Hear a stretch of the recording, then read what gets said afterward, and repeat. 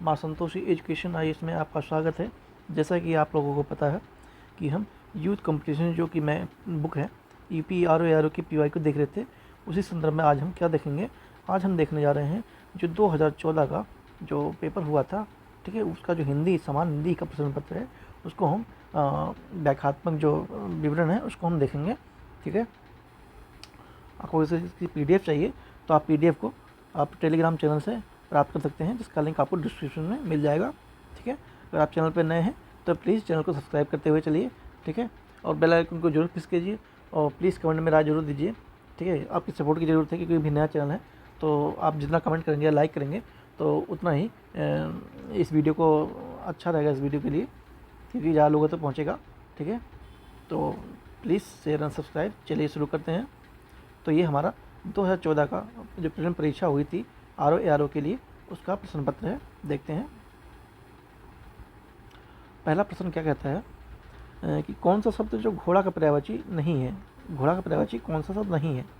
तो घोड़ा का जो पर्यायवाची शब्द है वो जो सरदूल है, ये घोड़ा का पर्यायवाची नहीं है। ठीक है, इसको हम पेन को थोड़ा छोटा करते हैं और ठीक है, तो देखते हैं। जो सरदूल शब्द घोड़ा का पर्यायवाची नहीं है, जबकि जो बाजी, तुरंग और हाय घोड़ा के पर्यायवाची शब्द हैं। सरदालू का पर्यायवाची क्या होता है? सिंह होता है। सरदूल का अन्य पर्यायवाची शब्द है मृगराज या केशी, नाहर, केहरी इत्यादि सब सरदूल के पर्यायवाची होते हैं। ठीक है, तो ये किसका होता है? ये शेर का होता है। ठीक है, बाकी ये तीनों घोड़ा के ही हैं। मीनाक्षी का पर्यायवाची शब्द क्या नहीं हुआ? तो ये क्वेश्चन हटा दिया गया था। ठीक है, तो इसका आंसर A और B दोनों है। A और ये B, ये मीनाक्षी के दोनों नहीं है। देखते हैं एक्सप्लेनेशन।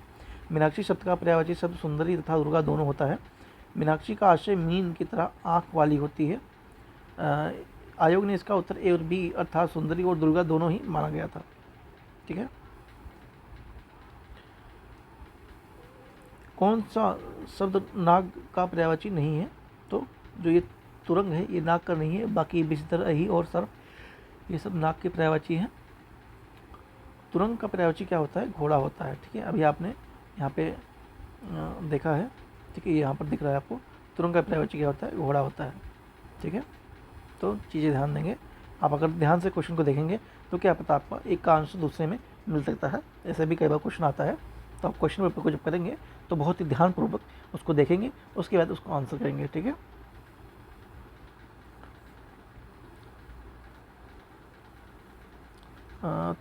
तुरंग के अन्य पर्यायवाची अश्व, घोटक, हाय, वजी और रवि, शुतु, सैंधव इत्यादि होते हैं, जो कि सर्प, अही और विष्णु नाग के पर्यायवाची शब्द हैं। ठीक है, कौन सा शब्द दैत का पर्यायवाची नहीं है? दैत का पर्यायवाची कौन सा शब्द नहीं?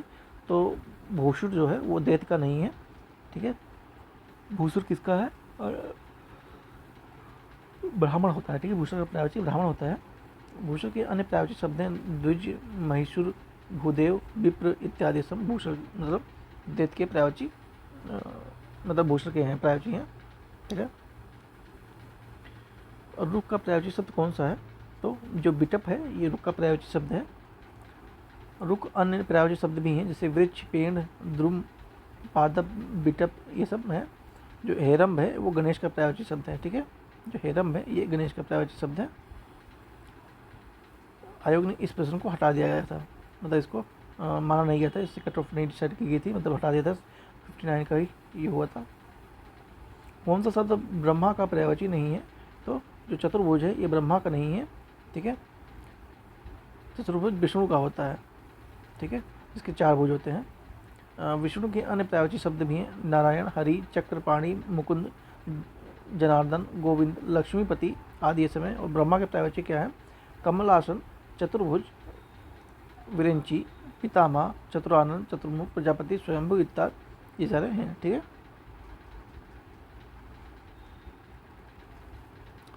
ध्यान देंगे इस चीज़ को। जो ब्रह्मा को क्या कहते हैं, ये इसको दूसरे पेज से हाईलाइट करते हैं। ये देखिए यहाँ पर चतुर्मुख कहते हैं ब्रह्मा को। क्या कहते हैं? चतुर्मुख। ठीक है, ना कि चतुर्भुज कहते हैं।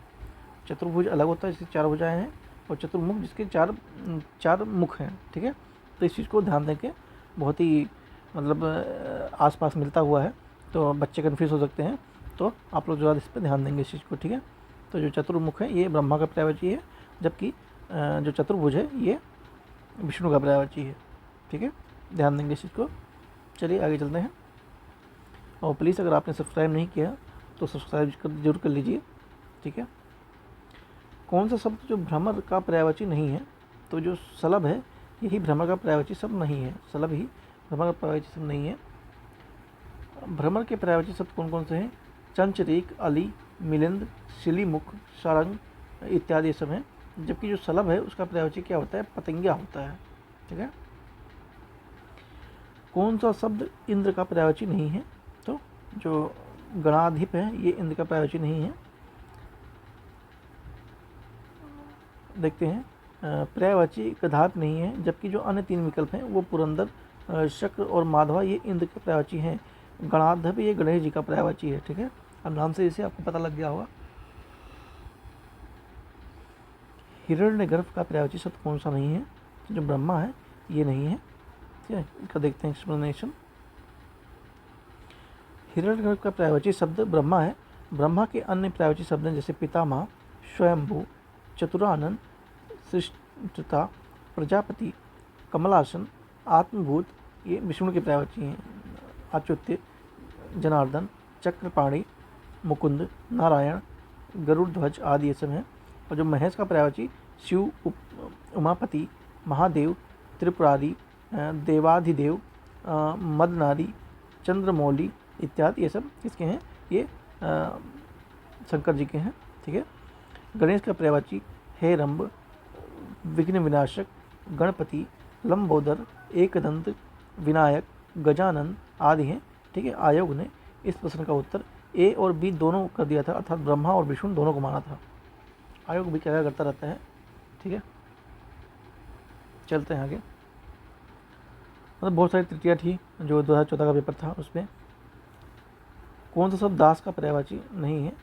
अनुच्छेद देखते हैं, इसका उत्तर देखते हैं सीधा। विकल्प में दास का पर्यायवाची परिकर भी होता है। जो परिकर ये दास पर्यायवाची है।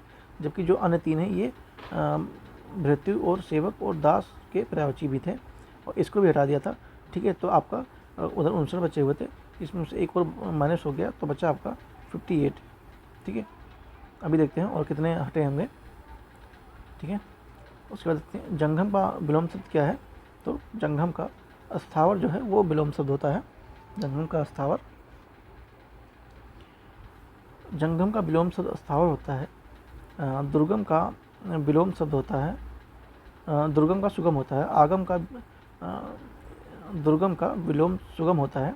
आगम का विलोम सुगम होता है तथा चंचल का विलोम स्थिर होता है। ठीक है, सृष्टि का विलोम शब्द क्या है? तो सृष्टि का प्रलय हो जाएगा। ठीक है, इशिप्ति का विलोम शब्द क्या हो जाएगा? तो अनिशिप्ति हो जाएगा। सहचार्य का विलोम शब्द क्या है? तो सहचार्य का हो जाएगा अलगाव। सहचार्य का विलोम अलगाव होता है। असहयोग का विलोम सहयोग होता है और जो वैमनस्य है उसका विलोम सोमनस्य होता है। ठीक है, और आयोग ने इस प्रश्न का उत्तर वैमनस्य को माना था। चलिए चलते हैं आगे। विराट को विलोम शब्द क्या है?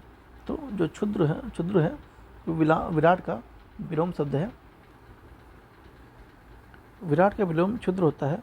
बृहत का विलोम लघु होता है और छोटापन का विलोम बड़ापन होता है। ठीक है, स्पृश्य का विलोम शब्द क्या हो जाएगा? तो अस्पृश्य हो जाएगा। ठीक है, स्पृश्य का विलोम अस्पृश्य हो जाएगा। शेष विकल्प असंगत है। अज्ञ का विलोम क्या हो जाएगा? अज्ञ का विलोम विज्ञ हो जाएगा। ठीक है, गौरव का विलोम क्या हो जाएगा? तो लाघव हो जाएगा। बहिरंग का विलोम शब्द क्या हो जाएगा? तो अतरंग हो जाएगा। ठीक है, अतरंग हो जाएगा बहिरंग का। ग्रस्त का विलोम क्या हो जाएगा? तो मुक्त हो जाएगा ग्रस्त का विलोम। अब इसमें वर्तनी की शुद्धियों को पहचानना है। इसमें शुद्ध वाक्य कौन सा है? मेरे घर के पास एक हलवाई की दुकान है। मेरे घर के पास एक हलवाई की दुकान स्थित है। मेरे घर के पास एक हलवाइयों की दुकान है। मेरे घर के पास हलवाई की एक दुकान है। तो जो डी ऑप्शन है यही सही है, बाकी सब गलत लिखे हुए हैं। ठीक है, हलवाई हो या हलवाई स्थित है और ठीक है, तो एक ये सब नहीं रही हैं। निम्नलिखित वाक्य में से अशुद्ध वाक्य कौन सा है? श्री कृष्ण ने अनेकों नाम हैं। भगवान श्री कृष्ण के अनेकों नाम का उल्लेख मिलता है। श्री कृष्ण को नामों से पुकारा जाता है। श्री कृष्ण के अनेक नाम हैं, तो जो डी है वही सही है। ठीक है, श्री कृष्ण के अनेक नाम हैं। इसमें भी शुद्ध वाक्य देखना है।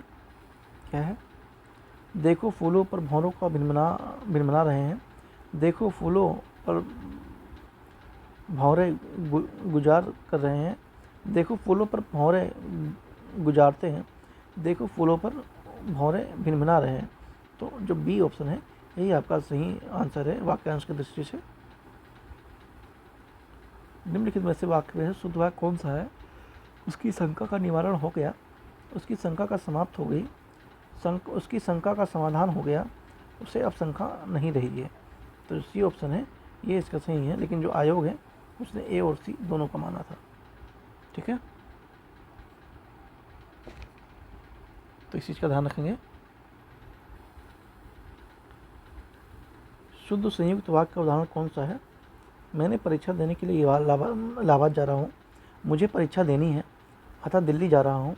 मुझे परीक्षा देनी है और मैं गोरखपुर जा रहा हूँ। मैं बनारस जा रहा हूँ क्योंकि मुझे परीक्षा देनी है। तो जो सी ऑप्शन है यह आपका बेस्ट हो जाता है। निम्नलिखित में शुद्ध वाक्य वाला शब्द कौन सा है? तो जो कलेश है ये एक शुद्ध वाक्य वाला शब्द है। शुद्ध वर्तनी वाला शब्द कौन सा है? तो जो श्रृंगार है ये शुद्ध वर्तनी वाला शब्द है। निम्नलिखित में शुद्ध वर्तनी वाला शब्द कौन सा है? तो जो उज्ज्वल है ये आपका राइट आंसर है। निम्नलिखित में से शुद्ध वर्तनी वाला शब्द कौन सा है? तो हिरण्यकशिपु है। ठीक है, ध्यान देंगे चीज़ों को। शुद्ध वर्तनी वाला शब्द कौन सा है? तो जो कवयित्री है, कवयित्री यह आपका शुद्ध वर्तनी है।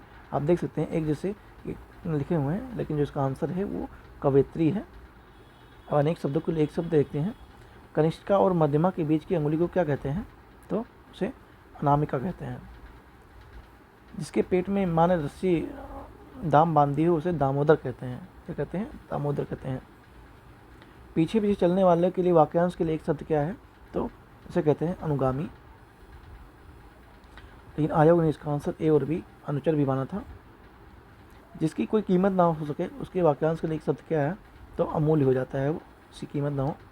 थोड़ा नपा तुला भोजन करने वालों के लिए वाक्यांश के लिए एक शब्द क्या हो जाएगा? तो मितव्यय हो जाएगा। गुरु के समीप रहकर अध्ययन करने वाला के लिए एक शब्द क्या हो जाएगा? अंतेवासी हो जाएगा। ठीक है, जिसके हृदय पर आघात हुआ हो वाक्यांश के लिए एक उपयुक्त शब्द क्या हो जाएगा? तो मर्माहत हो जाएगा।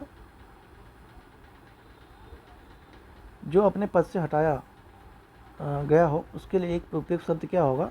तो पदच्युत हो जाएगा।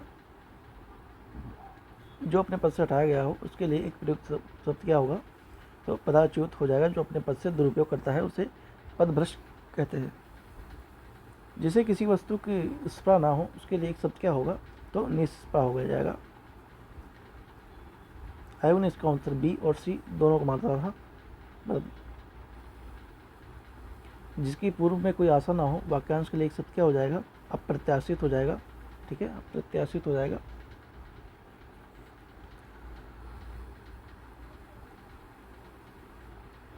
तद्भव तत्सम देखते हैं। मक्खी का तत्सम शब्द क्या हो जाएगा? तो मच्छिका बन जाएगा। ये क्या बन जाएगा? मच्छिका। लेकिन आयोग ने इसका आंसर ए माना है, मच्छिका ऐसे। ठीक है, हल्दी शब्द का तत्सम क्या हो जाएगा? तो ये हरिद्रा हो जाएगा। क्या हो जाएगा? हरिद्रा। हुलास शब्द का तत्सम रूप क्या है? तो उल्लास हो जाएगा। हुलास का उल्लास हो जाएगा। नारियल शब्द का तत्सम रूप क्या हो जाएगा? तो नरकेल हो जाएगा। लेकिन आयोग ने इसका ए और सी दोनों माना था। सींग शब्द का तत्सम रूप क्या है? तो सींग का श्रृंग हो जाएगा। निम्नलिखित में से कौन सा शब्द तद्भव नहीं है? तो तद्भव कौन सा नहीं है? जो साय होता है ये तद्भव नहीं होता है। साय शब्द नहीं, जबकि द्वार या गिरसती एवं पाँव तद्भव शब्द है इसका। एकल शब्द में तद्भव रूप कौन सा है? तो अकेला है। करपट शब्द तद्भव रूप कौन सा है? तो कपड़ा हो जाता है। केवट शब्द का तद्भव रूप कौन सा है? तो केवट होगा। गृध्र शब्द का तद्भव रूप कौन सा है? तो गीध हो जाएगा। विशेषण और विशेष और विशेषण से कुछ क्वेश्चन उसको देख लेते हैं। विशेषण जिस संज्ञा की विशेषता बताता है उसे क्या कहते हैं, तो उसे विशेष कहते हैं। निम्नलिखित में से कौन सा शब्द विशेष है, तो आपका जो अग्नि है ये विशेष है। ठंडा पानी ठंड पैदा करता है, इस वाक्यांश में शब्द विशेष कौन सा है, तो कौन सा विशेष है, जो पानी है वो क्या करता है, वो विशेष है। ठीक है। निम्नलिखित में से कौन सा शब्द विशेष नहीं है, तो जो अनासक्ति है वो विशेष नहीं है। निम्नलिखित में से कौन सा शब्द विशेष है, तो जो विवाद है, विषाद है, वो विशिष्ट है। ठीक है। धुंधला शब्द का विशेषण क्या हो जाएगा, तो जो गुणवाचक विशेषण है वो धुंधला विशेषण हो जाएगा, गुणवाचक है। गुणवाचक विशेषण अन्य उदाहरण क्या है, काला, सफ़ेद, मोटा, पतला, गरीब, खट्टा, मीठा इत्यादि ऐसे और भी है। सरीखा शब्द विशेषण है, कौन सा है, तो ये गुणवाचक है। सरीखा में गुणवाचक विशेषण है। गुणवाचक विशेषण जिस विशेषण से किसी संज्ञा सर्वनाम के गुण दोष के रूप में आकार, प्रकार, संबंध, दशा आदि का पता चले उसे गुणवाचक कहते हैं। वह नौकर नहीं आया वाक्यांश के लिए कौन सा शब्द विशेषण है, तो सर्वनामिक विशेषण है, क्योंकि यहाँ पे वह का प्रयोग किया गया है, किसी पर्टिकुलर नाम का नहीं लिया गया है। अभी हम देख सकते हैं सर्वनामिक विशेषण संज्ञा के बदले जो शब्द आता है उसे सर्वनाम कहते हैं, जैसे वह, वे, हैं, हम, तुम इत्यादि ये सब आते हैं। ठीक है, तो सर्वनामिक विशेषण कहते हैं। तीसरा शब्द का विशेषण क्या हो जाएगा, तो क्रमवाचक हो जाएगा। क्या हो जाएगा, क्रमवाचक, क्योंकि बता रहा है, गिनती बता रहा है 3 क्रमवाचक विशेषण। उदाहरण था पहला, दूसरा, तीसरा आदि, जबकि गणनावाचक में 1, 2, 3, 4 आदि होता है। आवर्तीवाचक विशेषण 2 गुना है और 3 गुना, 4 गुना आदि होता है। चौथाई शब्द के लिए विशेषण कौन सा है, तो अपूर्ण बोधक है। क्या है, अपूर्ण और पूर्ण बोधक है। ठीक है, चौथाई शब्द का अपूर्ण बोधक विशेषण है।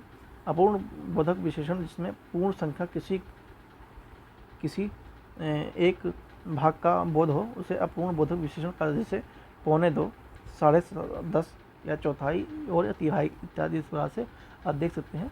तो हमने 2014 का जो PYQ था जनरल हिंदी का, ठीक है, हमने उसे कवर कर लिया है। ठीक है, और हम आगे जो बचा हुआ है उसे और कवर करेंगे। ऐसे ही GS का भी हम कर रहे हैं। ठीक है, हमने ऑलरेडी 2016